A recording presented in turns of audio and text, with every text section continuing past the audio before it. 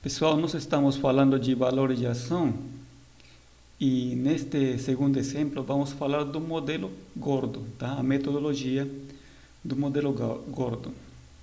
Em alguns textos vocês vão encontrar com o modelo Gordon-Shapiro, tá? Vamos falar agora sobre o contexto teórico, né? Que propõe a metodologia do modelo Gordon quando falamos de valores de ação, tá? Olhando aqui para a fórmula, que estou sinalizando agora em azul, nós temos aqui que o valor da ação vai ser dado, tá, pela divisão do dividendo projetado, tá, em relação à diferença do custo de capital e a taxa de crescimento. Tá? O que nós temos aqui? O modelo Gordon ele pressupõe o seguinte, que o crescimento da empresa ele é previsível, tá? Algo que pode ser discutido, tá? E que ela cresce a uma taxa constante. Tá? E também existe uma premissa, que estou sinalizando agora em vermelho, de que o custo de capital ele sempre vai ser maior que a taxa de crescimento. Tá? A taxa de crescimento ele é dado por G. Tá? Taxa de crescimento, nós temos aqui o custo de capital KE e o dividendo crescendo a uma taxa constante. Essa fórmula daqui proposta pelo modelo Gordon, na literatura é chamada de perpetuidade. Tá? Então, nós temos um crescimento constante, né, perpétuo, descontado pela diferença entre o custo de capital e a taxa de crescimento, determinamos o valor da ação. Tá? Então, vamos olhar agora para os valores que nos informam aqui a questão. Nós temos aqui os dados da empresa Hypera, né, do setor de saúde. Nós temos aqui informações do dividendo pago por ação de 1,16, lucro pago por ação de 2,04, estou sinalizando aqui. Tá? Também temos aqui informações do ROE, né, o retorno sobre o patrimônio. E também temos informações de mercado. Tá? Nós temos um beta de 0,64, a taxa livre de risco, que é a Selic, e aqui nós temos um prêmio de 11%, tá? Prêmio pelo risco de mercado. Tá? No exemplo anterior, a gente falou, tá, do retorno de mercado, tá? A uma taxa de 13,75, né? Agora estamos falando do prêmio, tá? Então, voltando aqui para a fórmula, tá? Que valores nós precisamos aqui encontrar para determinar o valor da ação, nesse caso da Hypera, com base no modelo Gordon? Tá? Precisamos determinar o crescimento aqui, que estou sinalizando agora em vermelho, do dividendo. Mas, para calcular o dividendo projetado, preciso calcular, em primeiro lugar, a taxa de crescimento, que é o G. Tá? Então, só aqui fazendo uma explanação, G, que vai ser igual à taxa de crescimento, escrevendo aqui, gente, taxa de crescimento, só apagando aqui essa parte, taxa de crescimento, ela vai ser igual a quê?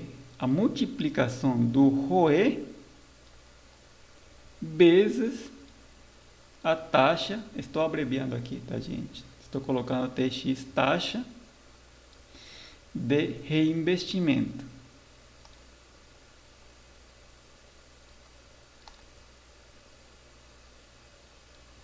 Tá? E a taxa de reinvestimento, vou colocar aqui, taxa de reinvestimento, ele vai ser igual a subtração, tá, de 1 menos o payout. Tá? O payout ele é uma taxa, tá? Então, essa diferença de 1 seria 100% subtraído o payout. Agora, o que é o payout? O payout é uma razão, tá, do dividendo por ação em relação ao lucro. Ou seja, é a parcela do lucro que a empresa distribuiu como dividendos para os acionistas. Tá? Agora, uma vez que eu fiz esta explanação, precisamos olhar para os valores que estão listados no exemplo, tá? Para o caso da Hyper. Qual que vai ser aqui o resultado do payout? Nós temos aqui dividendos por ação de 1,16 sobre o lucro por ação de 2,04. Tá? Vou já colocar aqui os valores que eu já calculei. Vai ser igual a 56,86%. 56,86%. Tá? Esse é o percentual que a empresa distribuiu dos lucros como dividendos. Tá? Então, a diferença que a empresa não distribuiu do lucro vai ser a taxa de reinvestimento. Tá? Se eu calculei aqui o payout, aqui eu tenho o payout, que vai ser 1 menos esse daqui, né? Ou seja, 100%, a taxa de reinvestimento vai ser igual à diferença, né, do 100%, 43,14%. Tá, aqui estou colocando em percentual. Tá? E quanto que vai ser aqui a taxa de crescimento? Tá? Então aqui eu vou ter o ROE. O ROE me informa a questão que é igual a 14% vezes a taxa de reinvestimento, que é de 43,14%. Tá? Então esse daqui vai dar como resultado, vou colocar aqui os valores que eu já calculei, 6,04%. Tá? Então, qual que é a explicação que nós temos para a taxa de crescimento? Tá? A empresa vai crescer, tá? Em relação à diferença, né, do que a empresa deixou de distribuir para os acionistas, né, que vai ser a taxa de reinvestimento, tá, multiplicado pela rentabilidade que ela teve no período, ou seja, de 14%. Tá? 14% vezes a taxa de reinvestimento, tá? Vai dar como resultado a taxa de crescimento. Tá? Então, uma vez que eu encontrei esse valor aqui da taxa de crescimento, eu já consigo fazer uma projeção para o dividendo. Tá? Já voltando aqui a fórmula. Então, o valor da ação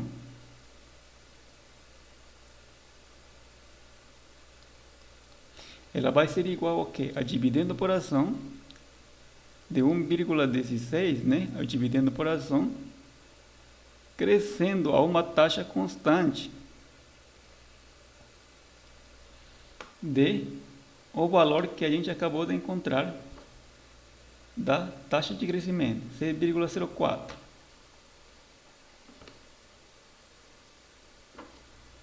De 6,04%. Dividido isto pelo custo de capital. Como que a gente calcula o custo de capital?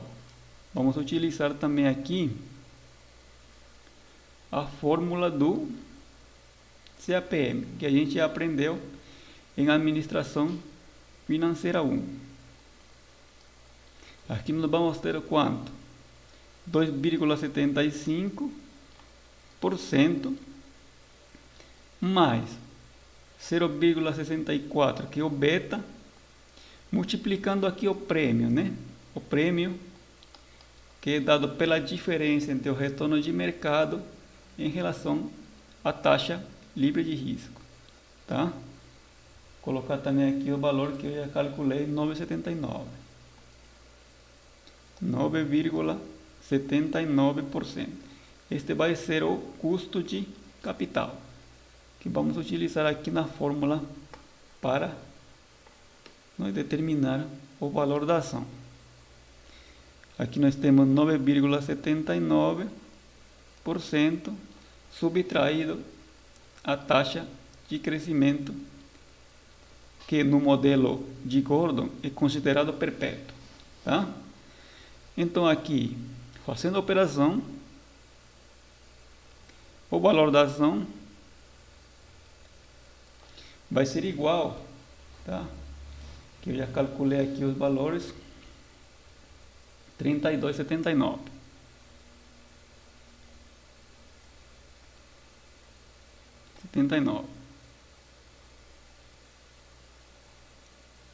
Tá? Aproximadamente. Tá, gente? Só voltando aqui a explanação do modelo de Gordon, que ele propõe, né? Quando a gente fala desse crescimento constante, se a gente for pensar em empresas atuais, né? É difícil prever, né, o futuro, um crescimento constante, tá?